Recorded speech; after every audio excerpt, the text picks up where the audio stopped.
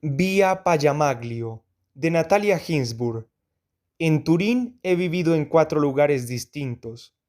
Pasé la infancia en Vía Pastrengot, el fin de la infancia y los primeros años de la adolescencia en Vía Payamaglio, el fin de la adolescencia en Corso Re Umberto y la juventud en Corso Galileo Ferraris. Pero fue a Vía Payamaglio a donde regresé después de la guerra. Así que para mí Turín es sobre todo Vía Payamaglio. Después de la guerra, la calle cambió de nombre y se convirtió en Vía Morgarit. Todavía hoy, creo, se llama así, pero en el recuerdo me resulta más natural restituirle su primer nombre. Es una calle no muy conocida, situada entre Vía Nisa y los jardines del Valentino. Desde que viví allí han pasado ya 35 años. Las veces que he regresado por casualidad a Turín en el transcurso de estos años, he preferido no pasar por ese lugar. Por eso, no sé si ha cambiado mucho. Entonces era una calle muy fea. No tenía ni un árbol, ni una sola casa construida con un poco de gracia. Era una calle gris, más bien estrecha. Cuando nos mudamos allí hasta el nombre me parecía feo. Vía Payamaglio. Un nombre feísimo, humillante para quienes tenían que vivir en ella. No sé por qué me parecía tan horrible. Menos mi padre, que era a quien había encontrado la casa. Nadie de mi familia estaba contento ni con la casa ni con la calle, y yo compartía con los demás la nostalgia de la casa anterior. La casa anterior, en Vía Pastrengot, tenía un gran jardín. En esta no había jardín. Vivíamos en un último piso con balcón, y yo sentía una gran nostalgia de aquel jardín perdido. Por si fuera poco, yo, que hasta ese momento nunca había ido al colegio, y que siempre había estudiado en casa con ayuda de mi madre y de profesoras particulares, me enteré de que me iban a mandar a la escuela pública, y aquella perspectiva me llenó de espanto. Vía Payamaglio supuso para mí la pérdida del jardín y la perspectiva de un cambio de vida que no deseaba y que me atemorizaba. En la casa nueva enfermé y de la escuela pública me expulsaron enseguida. Mi madre dijo que había enfermado por culpa de la casa, porque nos habíamos mudado demasiado rápido y las paredes estaban todavía húmedas. Se decidió que acabara la educación primaria en casa y que luego me matriculara en el instituto. Nuestra casa estaba al comienzo de Vía Payamaglio y hacía esquina con una plaza. Desde la ventana se veía la plaza, en la que había una iglesia y unos baños públicos. La iglesia era fea, corpulenta y maciza, y feas y macizas eran todas las casas de la calle. Eso decían mis hermanos y mi madre. Casas ni demasiado nuevas ni demasiado viejas, pero siempre macizas, corpulentas y grises, y cuando no eran macizas y grises eran todo lo contrario, bajas y amarillas, con ventanas de cristales rotos y barrotes oxidados. Suspendido en la esquina, justo frente a la ventana de mi habitación, había un reloj enorme. Aquel reloj se volvió importantísimo para mí cuando tenía que levantarme por la mañana para ir al instituto. En Vía Payamaglio me despedí de la infancia. En aquella época las despedidas tenían una gran importancia para mí. Me alimentaba y saciaba con despedidas y nostalgias. Sentía nostalgia, o pensaba que la sentía, de Palermo, la ciudad en la que había nacido.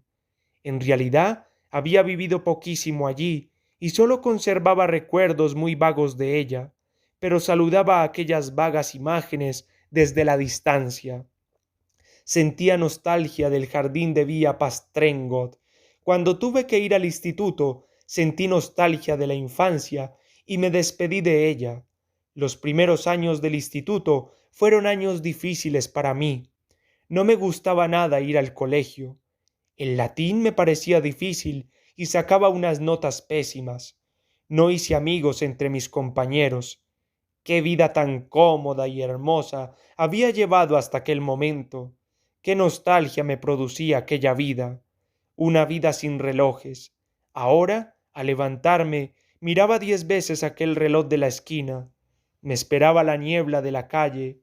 Vi a Madama Cristina, que debía cruzar muy atenta a causa del tranvía, y desde allí iba hasta Vía Giuseppe Giacosa, donde estaba mi instituto, el Instituto Alfierit, un lugar que me pareció odioso desde el primer minuto. Las tardes las pasaba en casa, luchando con los deberes. Cada tanto me asomaba al balcón para contemplar el paisaje que me ofrecía, el reloj, la iglesia, las palomas, los baños públicos de los que salían personas con una toalla bajo el brazo. Pensaba que aquel era el paisaje que vería el resto de mi vida, que jamás conseguiría marcharme a otro lugar.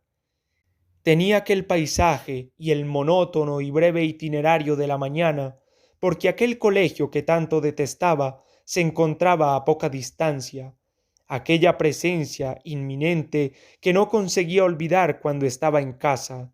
De pronto habían entrado en mi vida el tedio, el ansia, la soledad y la melancolía. Sin embargo, con ellos habían llegado de pronto también los poetas.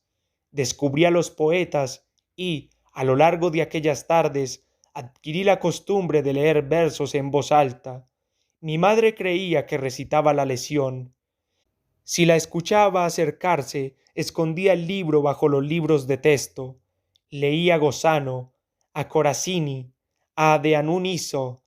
En aquellos años tan difíciles para mí, ellos fueron mis verdaderos compañeros. Yo misma empecé a escribir versos también, deseando imitarlos. Los versos que escribía me parecían muy tontos, pero tampoco me importaba demasiado. Leer versos y escribirlos era el único modo de amar la vida, aquella vida hostil e imposible de amar que tenía frente a mí, el único modo en que me permitía ser algo extraño, algo secreto y misterioso, donde todo tenía sentido. Fue así como conocí los bienes de la existencia. El tiempo que viví en aquella casa de Vía Payamaglio años después, cuando la calle ya había cambiado de nombre, se convirtió para mí en algo completamente distinto. Después de la guerra, aquella casa se volvió sencillamente un refugio para mí. Ya no me preguntaba si aquel iba a ser o no el paisaje que la vida me había destinado para el resto de mis días.